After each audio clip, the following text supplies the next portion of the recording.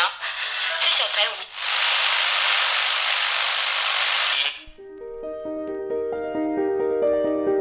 Welcome to the second season of True Crime Naija. In this season, we bring you stories of crimes that happen not only in Nigeria, but also across Africa. We hope that by sharing these stories, we all become more aware of the types of crimes that happen here. And by becoming aware, we become smarter at detecting and hopefully preventing similar crimes. This episode and other episodes of True Crime Naija can be found on our 234 Audio YouTube channel, on Apple Podcast, Google Podcast, Spotify, TuneIn Radio, and wherever you get your podcasts. Okay, let's get started.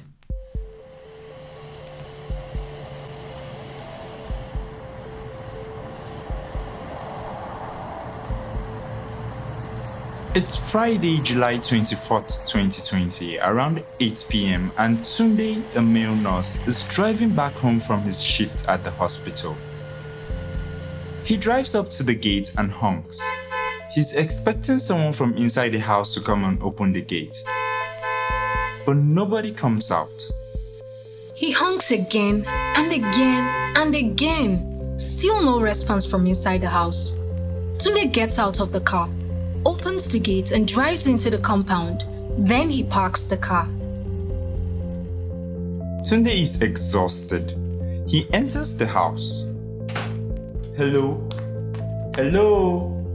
Is anyone there? No response. Tunde has to pass through the living room to get to the bedroom. But before he could get to the bedroom, Tunde feels a sharp pain. And then another sharp pain. And another. And another. He's been stabbed. Tunde realizes that he cannot fight off his attacker, so he runs into the children's room and immediately locks the door. He doesn't notice that the children are not in their room. Tunde is bleeding. He's been stabbed in about 7 different places on his body. He's trying to figure out who is out there on the other side and how he's going to get out alive. He picks up some clothes and tries to apply pressure on the wounds to stop the bleeding. Tunde's attacker calls out to him through the closed door. Where is your ATM card? Where is your phone? My ATM? My phone? I left them on the floor in the sitting room. What is your ATM PIN number? 216. Lies! You're lying to me. That's not your ATM PIN number. Listen, I know your PIN number. At that moment, the attacker calls out Tunde's actual ATM PIN number. Tunde is shocked as he realizes that whoever is on the other side of that door knows him very well. A few minutes pass and the only way for Tunde to leave that room is through the window. So he manages to remove the window and climbs out. He runs through the neighborhood yelling for help. His neighbors rush to his aid and immediately take him to the hospital. On their way, Tunde asks his neighbors to go back and check the house for his wife, his granddaughter, and his niece.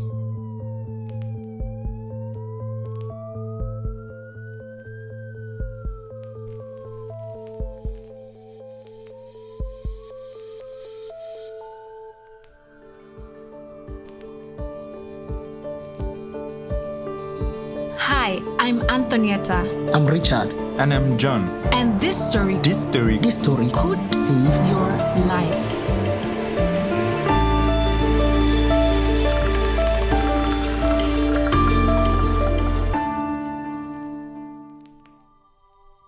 It's morning the next day, Saturday, 25th July 2020. Tunde opens his eyes and realizes he's in a hospital. Police officers are standing by his bedside. As soon as he sees them, Tunde calls out, "My wife, the kids." "Your wife and children are in the police hospital in Osogbo. We are taking you there now." The police escort Tunde out of the hospital, but instead of taking him to the police hospital in Osogbo, they take him to the police station in Inisha. At the police station, the police asks Tunde to write a statement. Huh? A statement? Why? Tunde is also not sure, but he does as he's told. After he wrote the statement, the police start to interrogate him. "Where is your phone? Submit your phone." "The phone is not with me." Tunde explains to them what happened. that he dropped the phone in the living room along with his ATM while he was being stabbed and that his attacker left with them. Tunde could see that the officers are skeptical. They don't believe him. Sirs, what's going on? Where are my wife and children? You don't know? No, please, someone tell me what's going on. We found 3 people dead in your house. You're being charged for the murders of your wife, Mrs. Sarah Oyediran, your niece, Toyin Oyediran, and your granddaughter, Favour Onifade.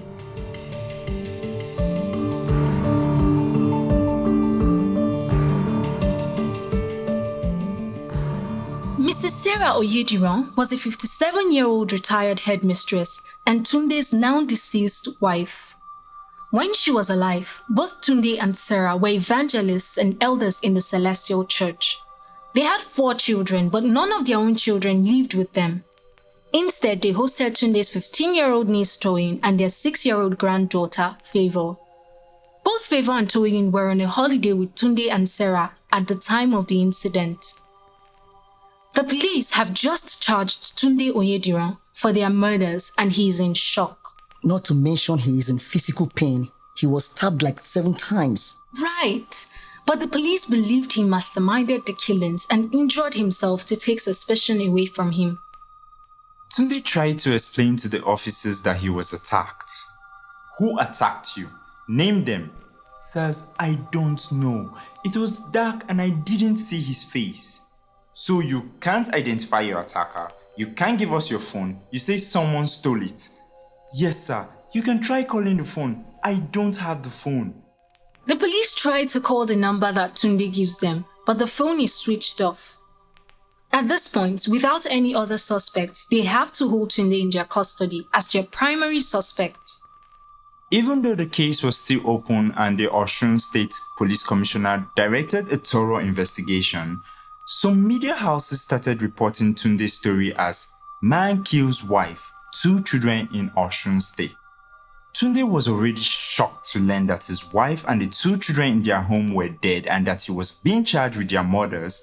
And now on top of that, media reports were already reaching the conclusion that he was the murderer. And there is nothing he could do to defend himself because he's in prison. That's right.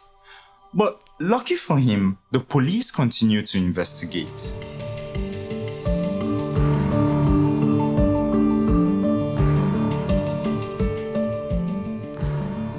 It's now Monday, July 27th, 3 days after the murders, and Ibrahim Abiodun is calling Tunde Oyediran's phone number.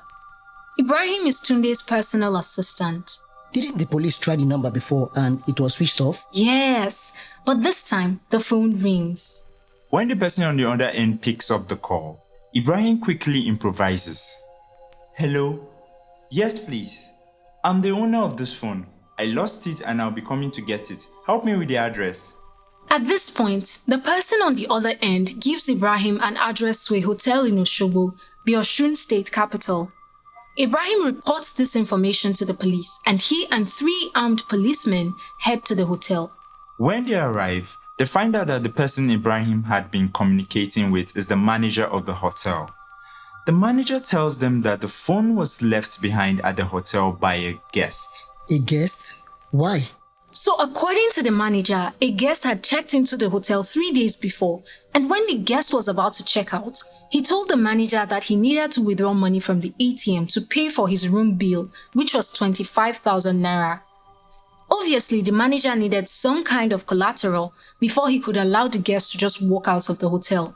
So the guest left the phone behind and promised to return to pick it up. The hotel manager waited and waited for the guest to return along with the money for the hotel bill, but to no avail. The hotel manager eventually decided to switch on the phone, and that was right around the time when Ibrahim called the phone number. Okay, so now where is the guest who left the phone behind? Well, at this point, no one knows who the guest is or where he is, so the police officers take the phone back to the station. They go through the picture gallery and show Tunde a couple of pictures to see if he could recognize any of the faces in the photos. Tunde immediately recognizes a young man in one of the photos. Wait, that's the engineer. Engineer, what do you mean? Well, we call him the engineer, but his name is Lukman Adewale Opeyemi. He came to the house some time ago to fix the television set. Okay, so we now have a name of the guest who left the phone behind, Lukman. Where is this Lukman guy?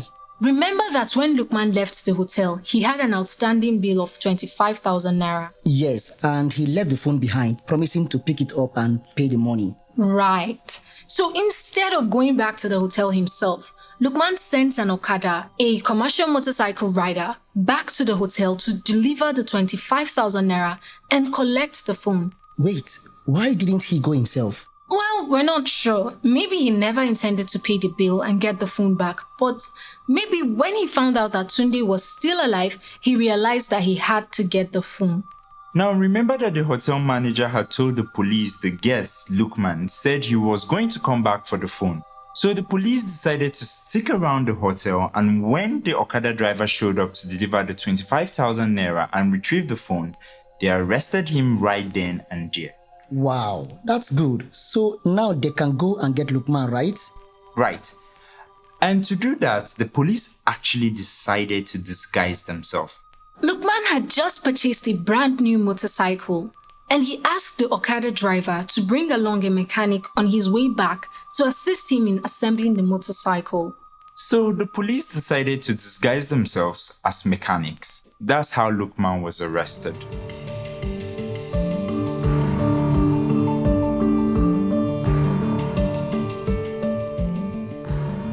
After his arrest, Lukman Opeyemi Adewale confessed to the crime, and on September 1st of 2020, he was arraigned before Magistrate O.B. Adediwura at the Osun Magistrates Court in Okuku.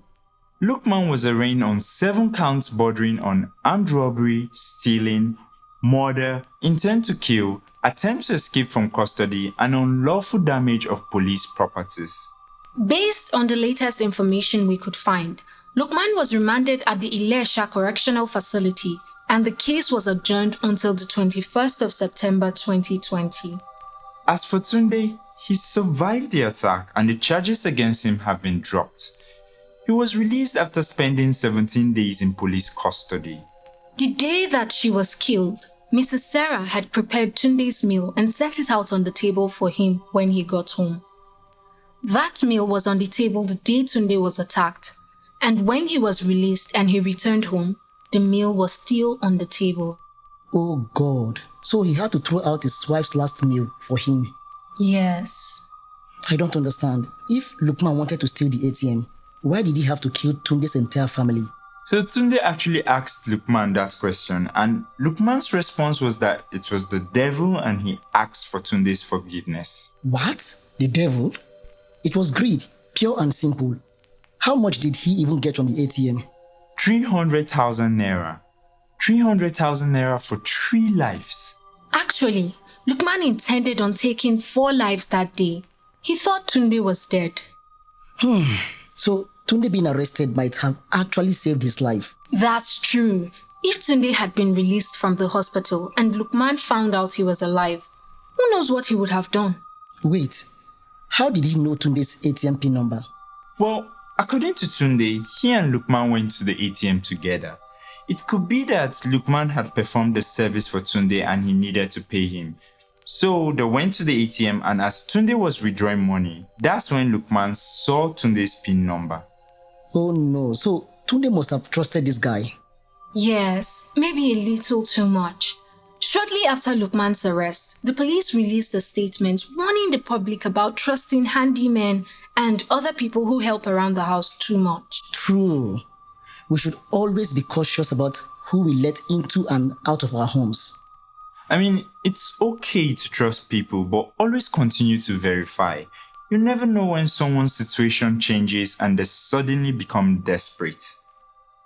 I just pray Mrs. Sarah, Toyin, and Favour get justice. And that Tunde finds peace. Join us next week for another episode of True Crime Naija. This time we take you to Uganda for the case of a woman who spends the night going from one police station to another in search of help to find her missing sister. True Crime Naija is a Triple E media production. Production copyright 2021 Triple E Media Productions. This episode of True Crime Naija was produced by Anthonieta Kalunta, John Iwodi, Richard Anyebe, Nico Rivers, and Sam Tabakaji. Executive producer Rahmat Muhammad.